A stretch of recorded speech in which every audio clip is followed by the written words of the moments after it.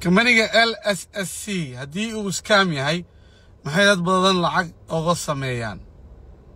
هدي شركة داني فيك تهي هذا كوجرا بلال بحاوصة دعضو صدع كون شان كون طوان كون السؤال مالمها اللي يسوي دي هذا هو السؤال سوحا جوابتي دو حاواي ولي قام مقاشي بيراميد سكيم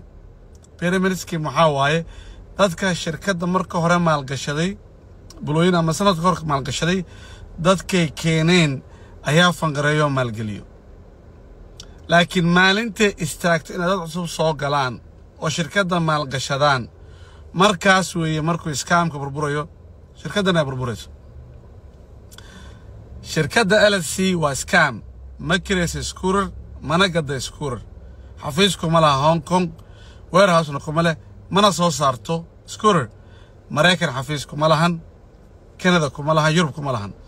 waa shirkad dhamaanteed ku saleysan iskaam dhicitaan dadkaas oo maalgashadaan ama Soomaali badan ayaa maalgashanaysa shirkadda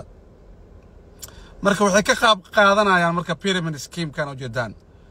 dadkii hore oo soo gaal lacag sameeyo mar walba dad markii waa dad keenta shirkaddan lacag badan ku sameeysa waana lacag keenta dad keenta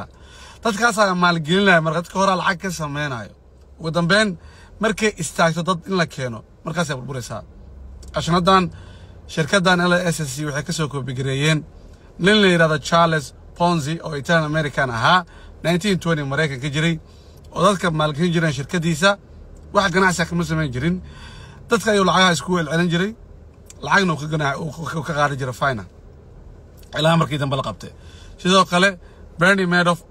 oo 2008 kii asan la qabtay oo ahaa Yahuudi Mareykana nin caana oo Wall Street ka laga yaqaano ayaa asagana sidaan oo kale sameeyay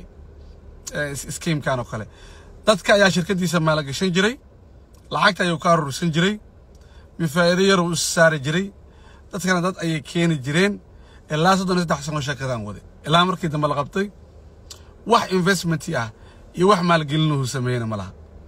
qolaalayaal awra Soomaaliya maalmahan gashanayo lacag shirkadda LSC ee skuurada kirayso waa been sidii sheegay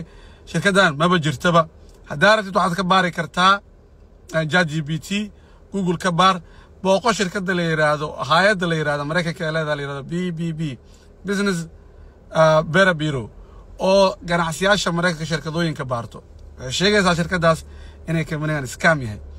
dawladda Canada xataa way sheegtay waxay tiri shirkaddan LSSC waa scam dadka Canada yeegal